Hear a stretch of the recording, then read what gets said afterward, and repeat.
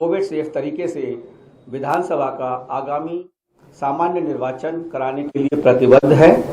आयोग का यह प्रयास है कि वरिष्ठ नागरिकों, दिव्यांगजनों, महिलाओं, नए मतदाताओं सहित सभी मतदाताओं की अधिकतर भागीदारी सुनिश्चित हो।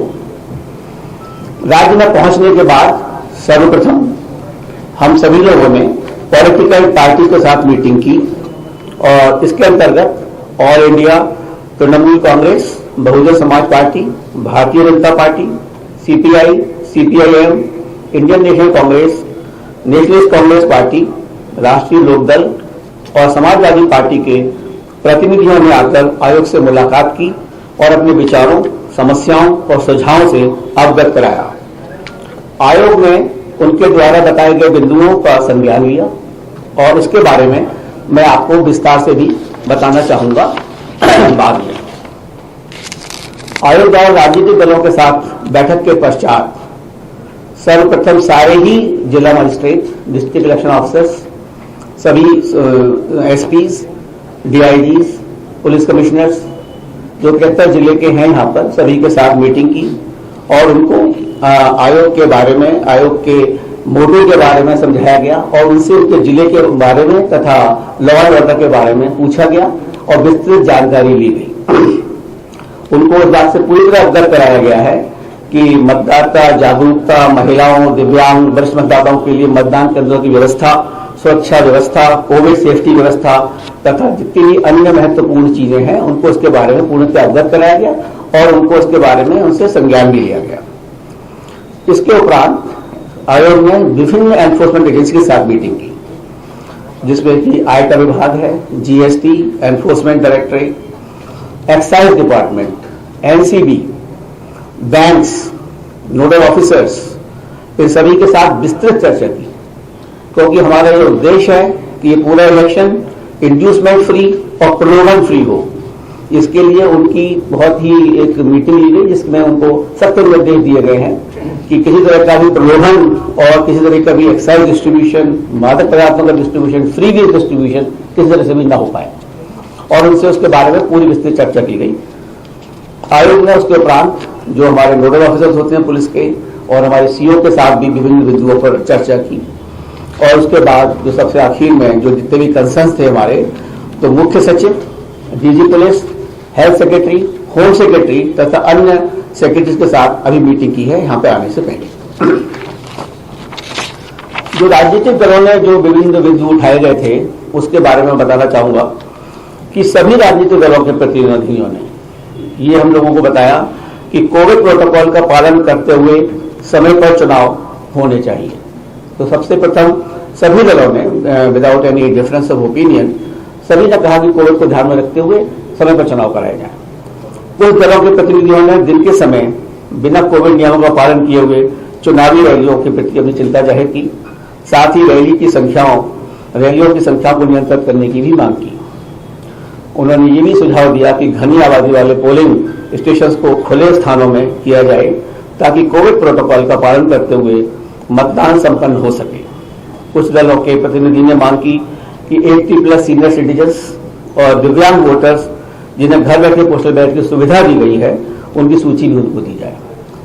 राजनीतिक दलों के प्रतिनिधियों में से एक ने महिला मतदाताओं की सुरक्षा को ध्यान में रखते हुए पुख्ता इंतजाम करने का अनुरोध किया और पोलिंग बूथ पर पर्याप्त महिला कर्मी, पुलिसकर्मियों की व्यवस्था की भी मांग की ताकि आवश्यकता होने पर महिला मतदाताओं की पहचान, सत्यापन और सुरक्षा व्यवस्थित रूप से हो सके। कुछ प्रतिनिधियों ने प्रशासन के कुछ लोगों के पक्षपाती रवैये की, यानी कि जो बायस्ड अप्रोच है, उसके बारे में भी शिकायत की और दलों के प्रतिनिधियों में से एक ने पुलिस द्वारा उनकी रैलियों पर अनुचित प्रतिबंध लगाने का आरोप भी लगाया। उन्होंने ये भी बताया कि उनके प्रत्याशी भी आर्थिक रूप से इतने सक्षम नहीं है कि विज्ञापनों का प्रसारण कर सके। दलों के प्रतिनिधियों में से एक ने समूचे राज्य में सीपीएफ की जल्दी से तैनाती का भी अनुरोध किया। अधिकतर राजनीतिक दलों ने प्रचार प्रसार के दौरान धनबल, शराब, मादक पदार्थों और मतदाताओं को फ्री वीज दिए जाने पर संभावना जताई तथा इसके माध्यम से चुनाव प्रभावित होने की चिंता भी व्यक्त की। विभिन्न राजनीतिक दलों के प्रतिनिधियों ने हेट स्पीच तथा रैलियों में बेहिसाब इस्तेमाल किए जाने पर चिंता की। राजनीतिक दलों के प्रतिनिधियों में से एक ने पेड न्यूज को लेकर भी अपनी चिंता व्यक्त की है। राजनीतिक दलों के प्रतिनिधियों ने जिन मुद्दों पर अपने आयोग के समक्ष रखे हैं उन सभी मुद्दों से आयोग अवगत है। भारत निर्वाचन आयोग मतदान प्रक्रिया को और अधिक सुगम, सहज, सरल और प्रलोभन मुक्त करने के लिए सदैव प्रयासरत है। भारत निर्वाचन आयोग का हमेशा मानना है कि मतदाताओं के बाद राजनीतिक दल चुनाव प्रक्रिया के महत्वपूर्ण स्टेक होल्डर हैं। आयोग ने राजनीतिक दल के प्रतिनिधियों को आश्वासन भी दिया है कि हमारा प्रयास स्वतंत्र, निष्पक्ष, सहभागी, प्रलोभन युक्त और कोविड सेफ चुनाव कराने का है, inclusive and accessible elections, so that हमारा जो मोटो है that no voter should be left behind, that is our basic motto and commission will do each and every possible act for that particular direction. मैं आपको इसके बारे में बताना चाहता हूं कि जो हमारा मतदाता पंजीकरण का जो अभी कार्यक्रम चल रहा है और जो चला है और 5 तारीख को जो ड्राफ्ट रोल प्रकाशित होना है, उसमें हमारे अधिकारियों ने उसमें काफी मेहनत की है और क्या क्या उसके परिणाम हुए हैं वो आपके समक्ष रखना चाहूंगा।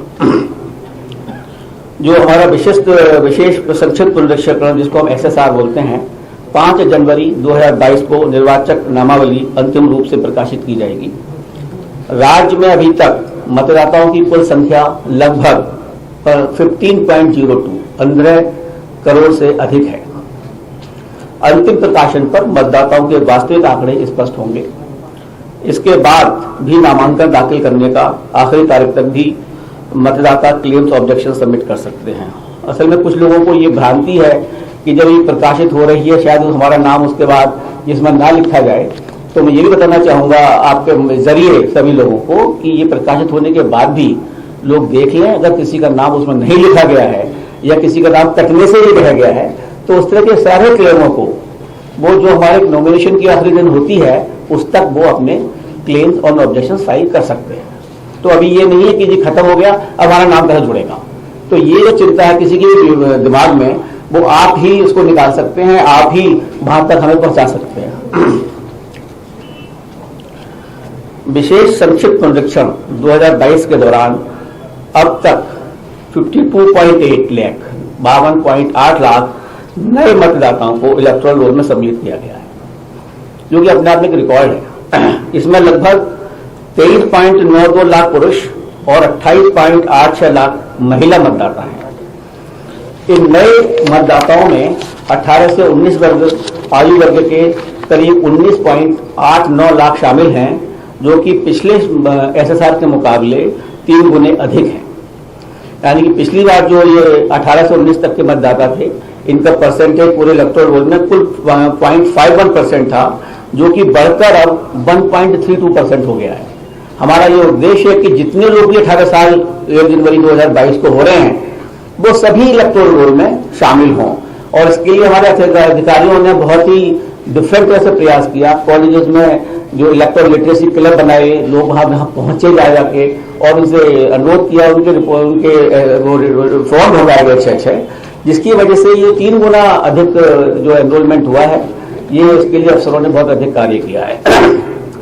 और एक बहुत और अधिक उपलब्धि हुई है महिला सशक्तिकरण के बारे में, जो महिलाओं को अधिक से अधिक वोटर बनाया गया है। पिछली बार जो इलेक्शन हुआ था 2017 में, उसमें हमारा जो जेंडर रेशो था वो कुल 839 था, यानी कि 839 महिलाएं 1000 पुरुष। और हमारे सामने बहुत बड़ी चुनौती थी कि भाई इसको महिलाओं को भी अधिक से अधिक लोगों को उसमें भर्ती किया जाए, इसमें इनकी एनरोलमेंट किया जाए। तो हमारे अधिकारियों ने आंगनवाड़ी वर्कर्स, आशा वर्कर्स, ब्लॉक लेवल ऑफिसर जो फीमेल है उनको घर घर भेजा, उन लोगों से बात की और उन लोगों को समझाया कि आपका मताधिकार में होना बहुत आवश्यक है और आपको अपना मत का प्रयोग भी करना है और आप अपनी मतदाता सूची में शामिल हों।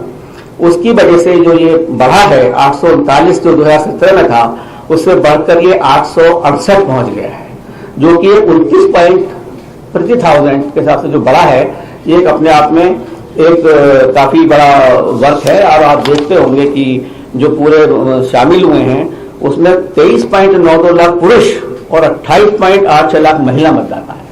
तो जो महिला मतदाताएं बढ़ी हैं वो रफली 5 लाख ज्यादा हैं पुरुषों के मुकाबले।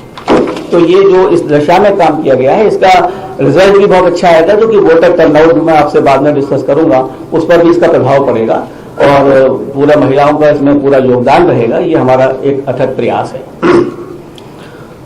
और इसके बाद सभी डीओ को इंस्ट्रक्शन भी दे दिए गए हैं कि मतदाता सूची से जुड़ी शिकायतों का अगर किसी को 5 तारीख के बाद जो भी हमारा प्रकाशित होगा उसमें किसी की शिकायत रह गई है, उसके बाद भी उसकी शिकायत को अटेंड करें और उसका तुरंत निस्तारण करें। सारे लोगों से हम लोगों ने, जितने भी डिस्ट्रिक्ट मजिस्ट्रेट और डीओ थे, सबसे पूछा है कि उन्होंने सभी पॉलिटिकल पार्टी के साथ मीटिंग की है, उन्होंने अवगत कराया है, हमको विश्वास दिया कि सारी पॉलिटिकल पार्टी से मीटिंग हुई है, उनके मिनट्स बने हैं और किसी भी पॉलिटिकल पार्टी का कोई भी ऐसी शिकायत नहीं है जिसका कि निस्तारण अभी तक नहीं किया गया है। उसके बावजूद भी आदेश दिए गए हैं उनको कि अगर किसी की भी शिकायत आती है उसका तुरंत निस्तारण करें और उनके साथ मीटिंग करें। मुख्य निर्वाचन अधिकारी ने हम लोगों को यह भी अवगत कराया, क्योंकि हमारा जो प्रयास है दिव्यांगजनों के लिए, सीनियर सिटीजन्स के लिए एक समाज कार्यकृत है और आयोग उसमें चाहेगा कि उनकी भागीदारी पूरी तरीके से हो। तो अभी तक जो पोजीशन है उसके हिसाब से इस राज्य में 10,64,266 दिव्यांग मतदाता हैं और 80 वर्ष से अधिक आयु के जो मतदाता हैं वो 24,03,296 मतदाता हैं और 2,97,442 सर्विस मतदाताओं को भी आइडेंटिफाई किया गया है। सभी मतदान पूरी तरीके से एक्सेसिबल होंगे, जहां पर हमारे दिव्यांगजनों को कोई परेशानी न हो, जहां हर तरह से सुविधा दी जाएगी जिससे कि सहजता से मतदान कर सकें। ये हमारा दायित्व है कि जो हमारे बुजुर्ग हैं और जो हमारे दिव्यांगजन हैं उनको हम मतदान के लिए प्रेरित करें और उनको अधिक से अधिक मतदान कराएं। हमारे इस प्रयास से अभी जो एक राज्य में इलेक्शन हुआ था, मैं आपको बताना चाहूंगा कि उसमें 90% जो दिव्यांगजन थे उन लोगों ने वोट दिया था। तो एक अपने आप में एक मिसाल है और हम चाहेंगे कि वो मिसाल हमारे इस राज्य में भी पूरी तरह से चले।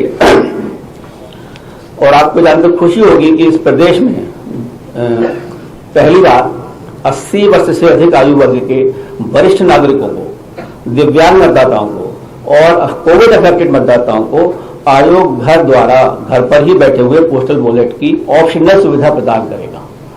मतलब कि आपकी इच्छा है, हम तो आपको चाहते हैं कि आप आए हमारे पोलिंग स्टेशन पे जो कि पूर्णतः आपके लिए सुरक्षित हैं। उसके बावजूद भी अगर कोई लोग नहीं आना चाहते, जैसे 80+ के आदमी हैं, अगर वो नहीं आना चाहते हैं तो ECI will go to their doorstep. ECI is at the doorstep of these senior citizens, of these divyang persons and these persons who are absolutely COVID affected. We will go to their home. लेकिन इसमें पूर्णतः पारदर्शिता बरती जाएगी। कुछ political parties का थोड़ा सा कंसर्न था। मैं बताना चाहूंगा कि जो लोग भी इस तरह से अपने फॉर्म भरेंगे और जो इसमें आना चाहेंगे कि हम घर से ही वोट देना चाहते हैं, उनका नाम पॉलिटिकल पार्टीज को दिया जाएगा। जो हमारी टीम जाएगी उसकी वीडियोग्राफी होगी, टाइम बताया जाएगा। सो और ये भी मेंटेन किया जाएगा सीक्रेसी डिस्टर्ब ना हो, because ultimately it has to be secret ballot. So secrecy maintain रहे लेकिन साथ में पारदर्शिता हो और निष्पक्षता हो। ये एक बहुत बड़ी चीज है, चुनौती है जिसको कि हम लोग पूरा करेंगे और सभी लोगों को उसमें हम लोगों का सहयोग देना चाहिए कि अगर हम उनके घर पर जा रहे हैं, पहली बार इस तरह की सुविधा दी जा रही है। हालांकि बहुत से लोगों ने इसको नहीं लिया और उन्होंने कहा क्योंकि ये तो एक पर्व है और हम लोग जाना चाहेंगे बूथ पर। तो जो हम लोगों ने बिहार में इस तरह से सबसे पहले शुरू किया था तो वहां पे कोई 3% लोगों ने कहा कि हम आपको घर बैठे बैठे हम इलेक्शन करेंगे, बाकी लोग तो सब बूथ पर ही आए थे। तो इस तरह से यहाँ पर भी हम जो चाहेंगे जो जो लोग फॉर्म भरेंगे उसकी विधिवत सूचना दी जाएगी पॉलिटिकल पार्टीज को और उनको पूरी तरीके से, जो मेरा एक सुझाव है हमेशा कि DCI is at your ECI is at your door है। तो ये इसके द्वारा हम चाहेंगे कि मतदान इसी तरीके से हो और उन लोगों को हम मतदान में भागीदारी बना सके। और मैं आपको मतदान केंद्र और मतदाताओं की सुविधा के बारे में बताना चाहूंगा। कोविड को ध्यान में रखते हुए पहले जो हमारे बूथ थे वो 1500 लोगों के ऊपर एक बूथ बनाया जाता था। हमने इसको घटाकर 1250 कर दिया है और इसलिए ऑन एन एवरेज 860 लोग एक बूथ के ऊपर बनाए गए हैं। इससे हमारी जो पोलिंग बूथ की संख्या है वो 11,000 बढ़ चुकी है ऑलरेडी। तो इसके कंसिक्वेंस में जितना स्टाफ वगैरह लगाना होता है वो भी बढ़ गया है, जिनके लिए ज्यादा लोग लगाए जाएंगे। तो हमारे बूथ जो हो गए हैं वो 1,74,351 मतदान स्थल हैं और इस तरह के बूथ हमारे जो बढ़ाए गए हैं वो 11,000 हैं। सभी DOs को हम लोगों ने निर्देश दिए हैं कि जहां पर भी पोलिंग स्टेशन किसी भी लोकेशन पे अगर 5 पोलिंग बूथ हैं तो वो खुद जाकर उसकी समीक्षा करें, खुद जाकर देखें कि वहां पर पूरी तरीके से सब भीड़ को मैनेज करने की व्यवस्था है या नहीं है, एग्जिट और एंट्री पॉइंट प्रॉपर है या नहीं है, बैठने की व्यवस्था प्रॉपर है या नहीं है।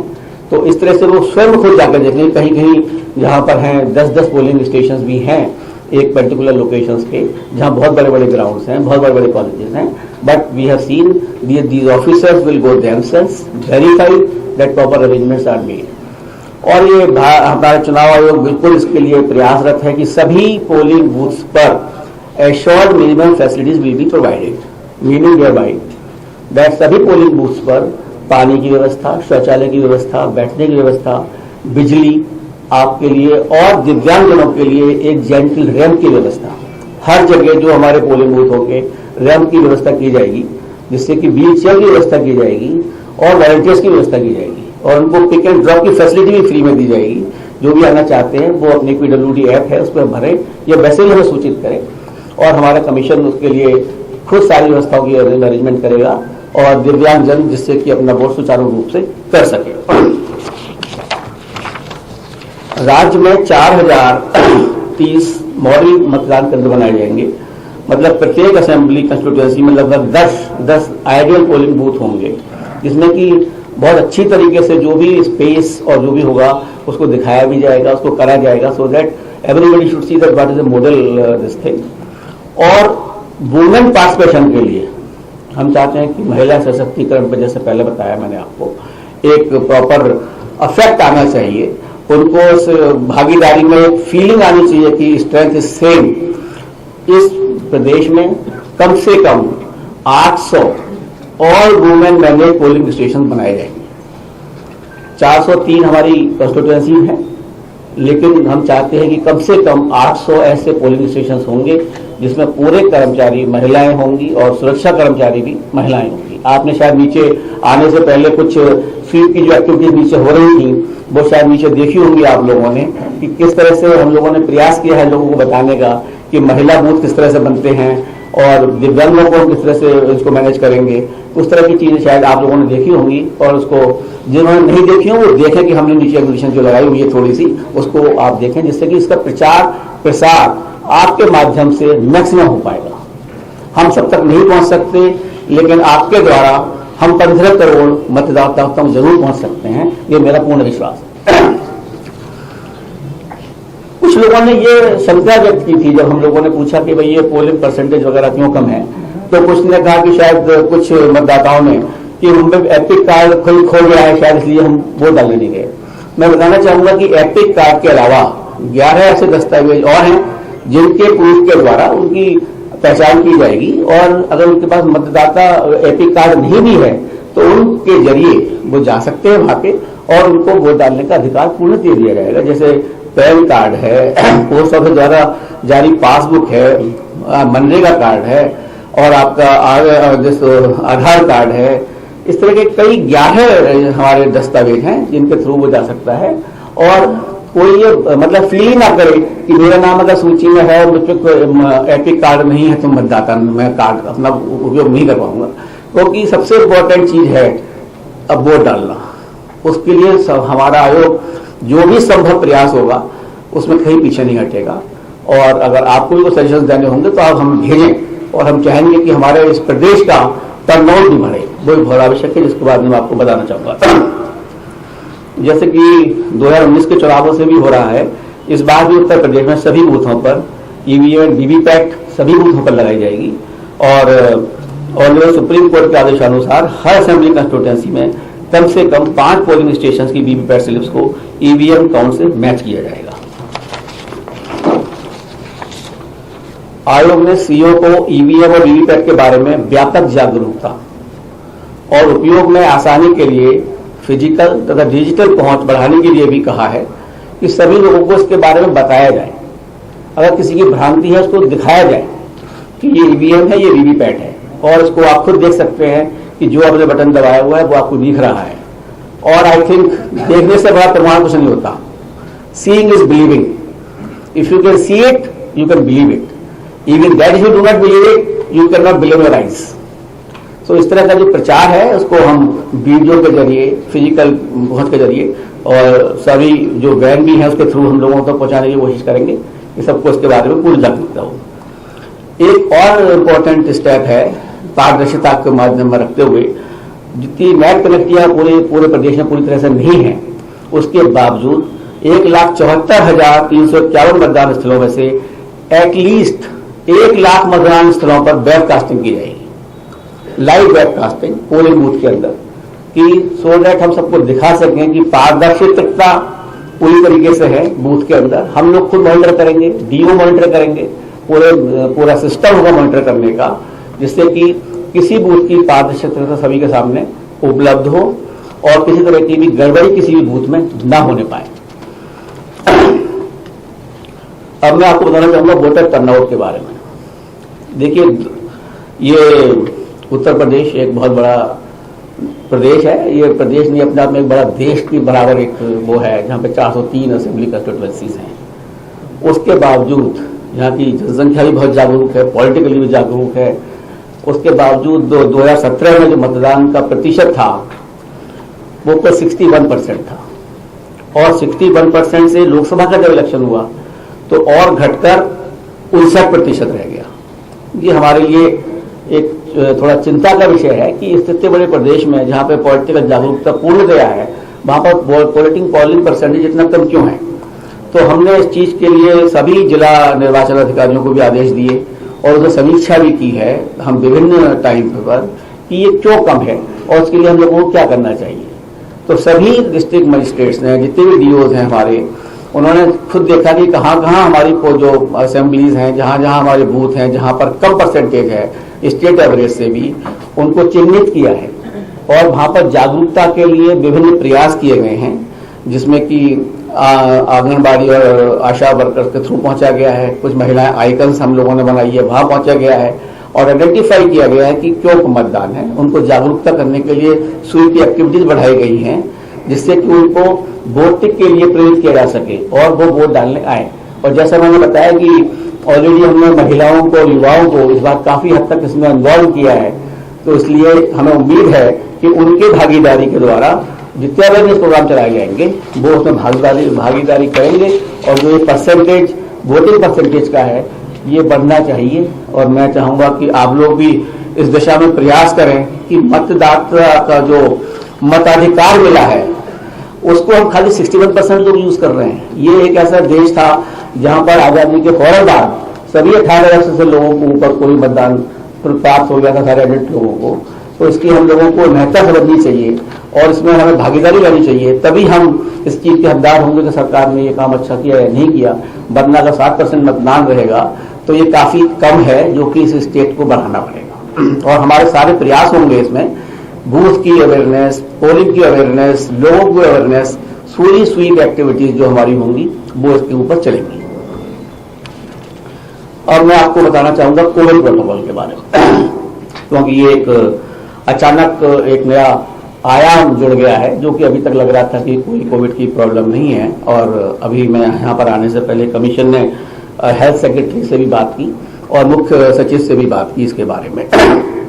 तो जो आज बताया गया हम लोगों को कि यहाँ पर 86% लोगों को यूपी में पहली डोज लग चुकी है वैक्सीनेशन की, और 49% लोगों को सेकंड डोज भी लग चुकी है। यानी कि रफली 50% लोग यहाँ पर फुल्ली वैक्सीनेटेड हैं। और ये भी हमें आश्वासन दिया गया है कि 15-20 दिन के अंतर्गत सभी एलिजिबल लोगों को और जो यहाँ पर अवेलेबल हैं उनको पहली डोज सबको लग जाएगी।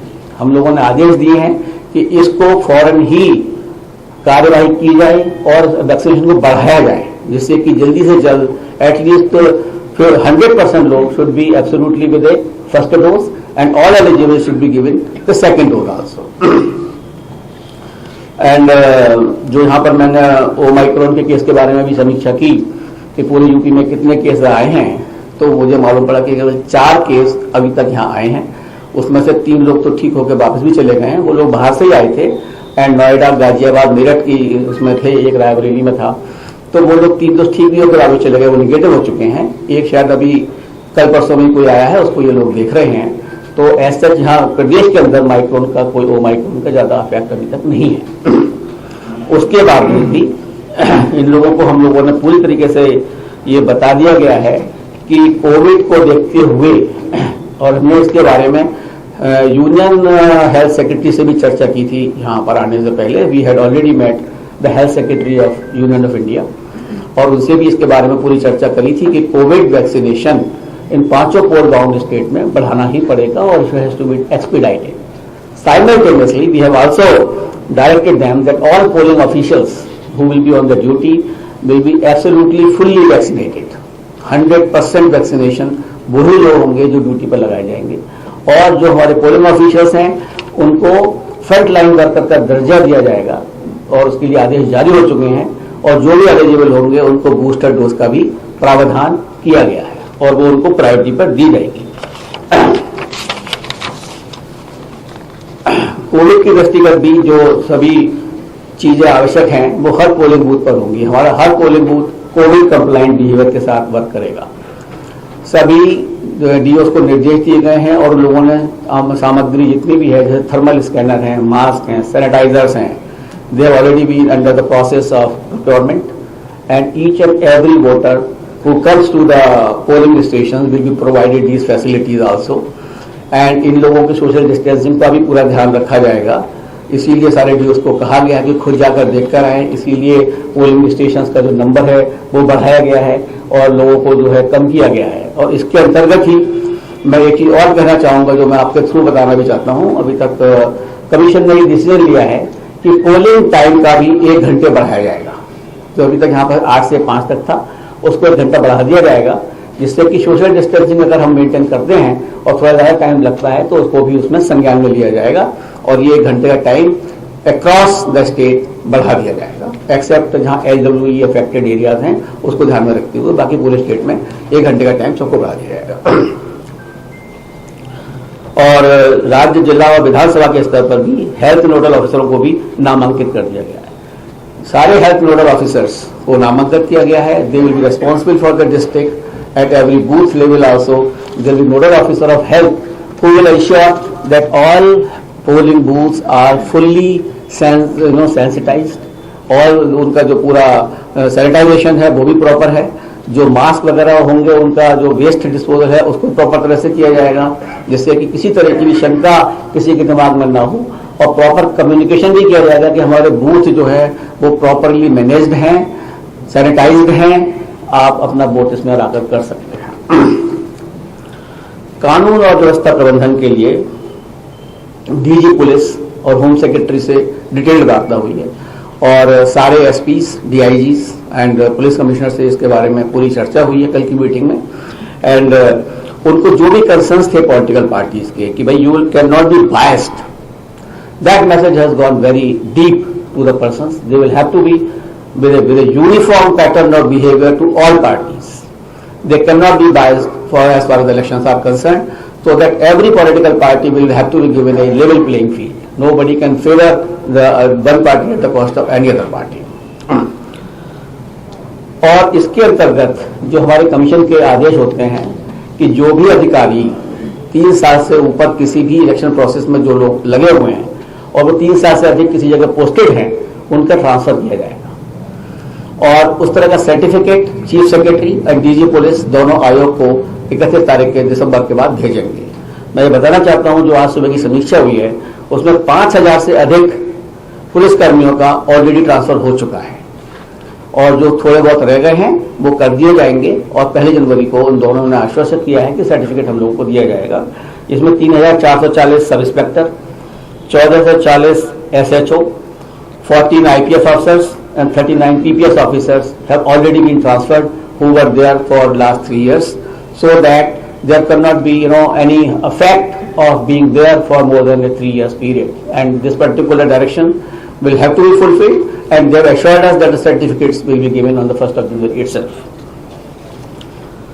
आयोग ने सभी अंडर दिस कानून व्यवस्था के प्रबंधन में वल्नरेबल तथा सेंसिटिव कंस्टिट्यूएंसी को, क्रिटिकल कंस्टिट्यूएंसी को ऑब्जेक्टिव क्राइटेरिया पर निर्धारित करने के निर्देश दिए हैं, जिससे कि किसी तरह की भी सब्जेक्टिविटी ना आने पाए और जो रियली वल्नरेबल हेलमेट्स हैं वहां के लोगों को कम से कम इस तरह से कोई वोट डालने को रोक ना पाए और पूरा कॉन्फिडेंस बिल्डिंग मेजर्स किए जाएंगे जिससे किसी तरह की उनको व्यवस्था ना हो, हर आदमी सुचारू रूप से वोट डाल सके और जहाँ क्रिटिकल हमारे पोलिंग स्टेशंस के और आसपास के एरियाज हैं उनको भी पूरी निगरानी रखी जाएगी और उसको कंप्लीटली पुलिस देखेगी कि किस तरह की भी अराजकता न फैल पाए।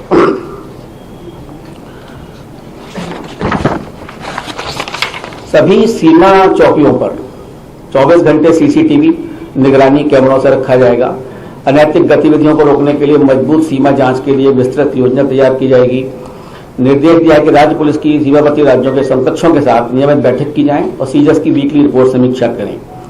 सभी जो हमारे राज्य से लगे हुए राज्य हैं और इंटरनेशनल बॉर्डर्स हैं, सभी को ये निर्देश दिए गए हैं कि जो दूसरे राज्यों के समकक्ष अधिकारी हैं up to the chief secretary level, they will have a meeting and they will ensure that those persons cannot infiltrate through the borders of the other states to create any nuisance into the poll processes of this particular state.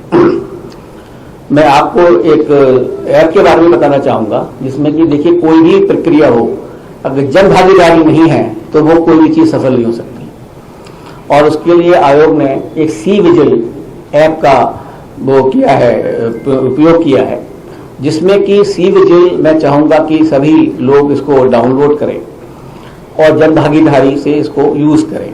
उसमें क्या है कि अगर कहीं पर भी कोई MCC का वायलेशन हो रहा है या कोई अनैतिक चीज हो रही है या कोई डिस्ट्रीब्यूशन ऑफ मनी और लिकर हो रहा है, किसी तरह से भी अगर कोई उसका फोटो या इंफॉर्मेशन उसको खाली अपलोड करना है, उसमें फोटो खींचना है या इंफॉर्मेशन लिखनी है और अपलोड करके भेज देना है। नाम लिखना चाहे उसकी इच्छा, नाम ना लिखना चाहे उसकी इच्छा। Within 100 minutes, our team will reach over there. That will inquire what is happening as suitable action will be taken. कुछ स्टेट ने इसको बहुत अच्छी तरह से यूज किया तो जिससे कि एमसीसी का वायलेशंस या कोई इस तरह की प्रलोभन युक्त चीजें जो भी कुछ हुई उसको फौरन हम लोगों की टीम पहुंची और उसको फौरन कार्यान्वित किया गया। तो इस स्टेट ने भी मैं चाहूंगा, केरला ने इसको यूज किया बहुत अच्छी तरीके से और फौरन इसमें एक्शन लिया गया।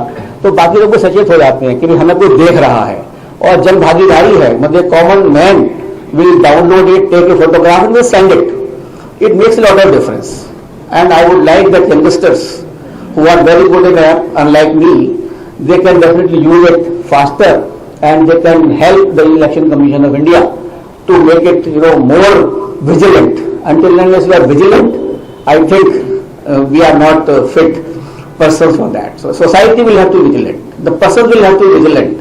Everything cannot be left to the officers and commission. तो मैं चाहूंगा कि जन भागीदारी इसमें पूर्णतया हो इस स्कीम में, तभी हम इसको बिल्कुल निष्पक्षता से इलेक्शंस को करा पाएंगे। निर्वाचन व्यय की निगरानी के संबंध में जितने भी एनफोर्समेंट एजेंसीज थी, हमने उन सबसे आपको बात जो मैंने बताया वो हमने की है। इनकम टैक्स डिपार्टमेंट ने क्यूआर की टीम का आयोजन किया है। इनकम टैक्स डिपार्टमेंट ने जो भी एक्सपेंडिचर सेंसिटिव कंस्टिट्यूएंसीज हैं उनको चिन्हित किया है और उनको निर्देश दिए गए कि जहां पर भी ब्लैक कैश मनी कहीं पर भी अगर उसका वितरित होता है उसको तुरंत उस पर कार्रवाई करें और इसके ऊपर एक्शन लें। सिमिलरली एक्साइज डिपार्टमेंट को कहा गया है, excise commissioner including the ADG excise and the police department, कि किसी तरह का भी जो ये लिकर का डिस्ट्रीब्यूशन है ड्यूरिंग इलेक्शंस वो ना हो पाए और अधिक से अधिक उसमें कार्यशीलता बढ़ती जाए, एफिशिएंसी बढ़ाई जाए, तो दैट इस तरह का कोई भी हमें परिणाम ना दिखाई देने को पड़े कि इंड्यूसमेंट के नाम पे शराब बांटी जा रही है। और अगर ऐसी हो रहा है तो हमें सिविजिल को इंटीमेट भी करें। सब लोग जागरूक हो गए, सिविजिल जब तक यूज नहीं होगा ना, ये अधिकारी भी जागरूक नहीं होते। जैसे ये शुरू होगी कहानी कि सिविजिल पे इन्फॉर्मेशन आ रही है, everybody will be absolutely aware that what is to be done. इसी तरीके से ड्रग्स के लिए नारकोटिक्स कंट्रोल ब्यूरो को कहा गया है कि उसको ढंग से व्यवस्थित करें और इंश्योर करें कि चाहे वो बॉर्डर की सीमा से हो चाहे स्टेट की सीमा से हो वो यहाँ ना आ पाए, क्योंकि देखिए उत्तर प्रदेश और उत्तराखंड दोनों में ही चुनाव होंगे जब भी होंगे।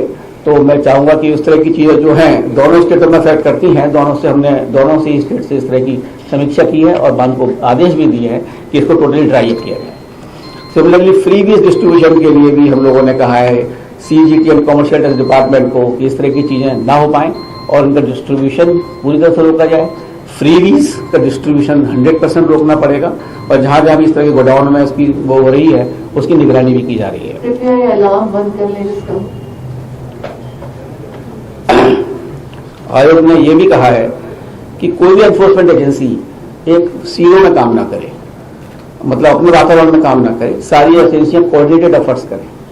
कि अगर एक इनकम टैक्स ने पकड़ा है और वो ड्रग्स से संबंधित है तो एलसीबी भी कार्य करे, दारू से संबंधित है एक्साइज डिपार्टमेंट भी काम करे, सभी एनफोर्समेंट एजेंसियों को साथ में काम करना होगा। जितनी अनमैन्ड हेलीपैड्स हैं, ये एयर स्ट्रिप्स हैं, उनके लिए भी निगरानी की पूर्ण व्यवस्था की गई है, जिससे कि कोई अनचार्टर फ्लाइट इस तरह से ना आ पाए जो कि किसी तरह से भी इलेक्शन को विशिएट करे। रेलवेज, एयरफोर्स, इन सभी को पूर्णतः आदेश दिए गए हैं कि इसको बस सख्ती से कार्रवाई की जाए अगर कहीं भी इस तरह की चीज उनकी नजर में आती है।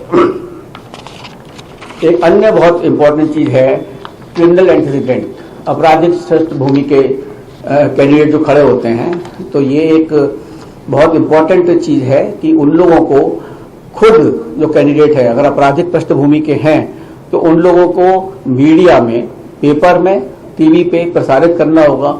अलॉन्ग विद एफिडेविट तो फाइल करेंगे ही करेंगे, जो हमारे सामने समक्ष करते हैं कि ये मेरे खिलाफ धाराएं लगी हुई हैं, मेरी क्रिमिनल पृष्ठभूमि है।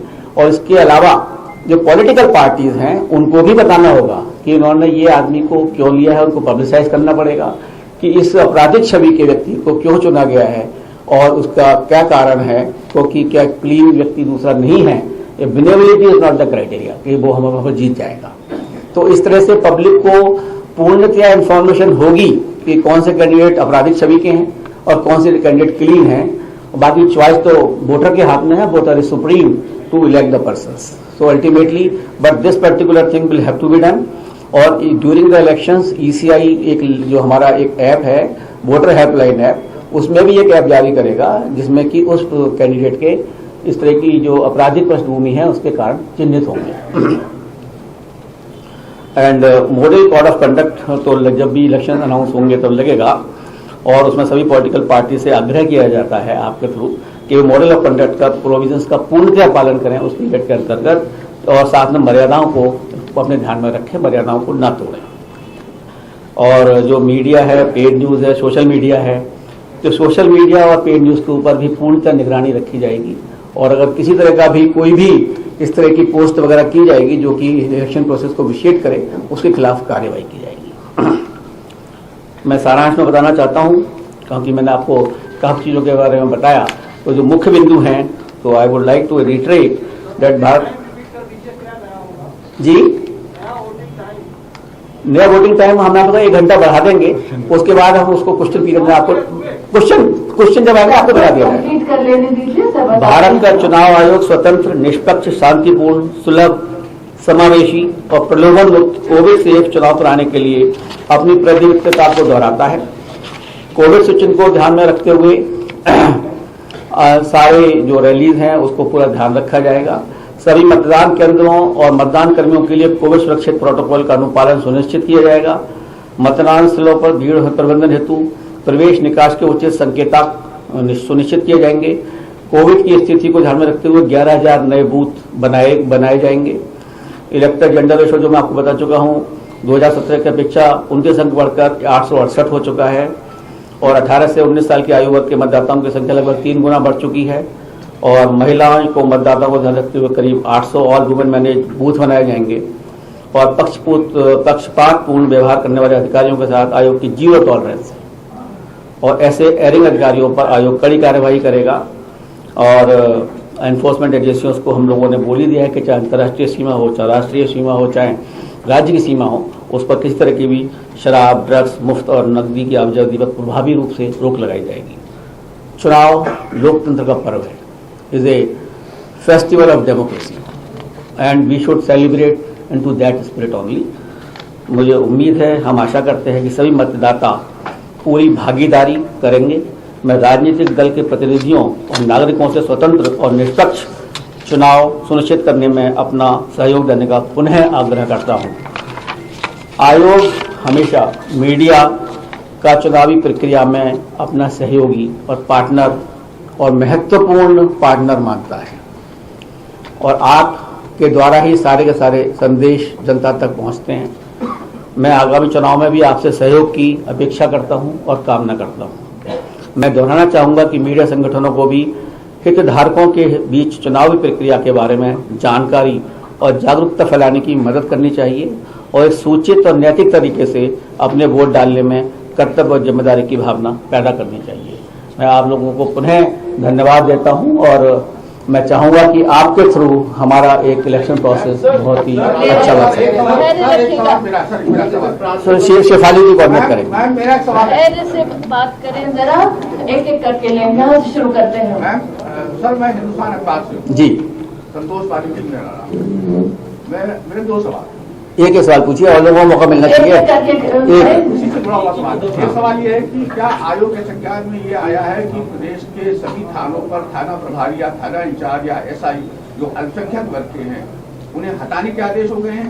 दूसरा, नौकरशाही पर यह आरोप लग रहा है कुछ खास अफसरों पर कि वो एक सत्तारूढ़ दल का खास तौर पर ध्यान रख रहे हैं और उनके लिए ही काम कर रहे हैं। देखिए, मैंने दोनों का जवाब शायद अपनी भाषण में दिया है आपको कि जो आदेश दिए गए हैं वो खाली ये दिए गए हैं कि जो भी 3 साल से ज्यादा कार्यरत है, जो भी किसी। तो यहाँ पर आप सुन रहे हैं चुनाव आयोग की एक महत्वपूर्ण प्रेस कॉन्फ्रेंस यहाँ पर चल रही है। 3 दिनों तक उत्तर प्रदेश का दौरा किया है, उसका जायजा लिया गया है वहां के हालात का कि क्या चुनाव में जाने की स्थिति में है कि नहीं। और उसके बाद यहाँ पर चुनाव आयोग जो है प्रेस कॉन्फ्रेंस करके ये जानकारी दे रहे हैं कि सभी पार्टियां चाहती हैं कि चुनाव जो है वो करवाए जाएं। और साथ ही उन्होंने कहा है कि रैलियों की संख्या सीमित करने का सुझाव हम दे रहे हैं। राजनीतिक दलों के साथ भी ये बैठक हुई है और यूपी में 52,08,000 नए मतदाता जो है वो जुड़े हैं। 5 जनवरी को फाइनल वोटिंग लिस्ट जो है वो जारी की जाएगी और ओमिक्रॉन का ज्यादा असर फिलहाल देखने को नहीं मिल रहा है। वोटिंग का समय 1 घंटे बढ़ाया जाएगा।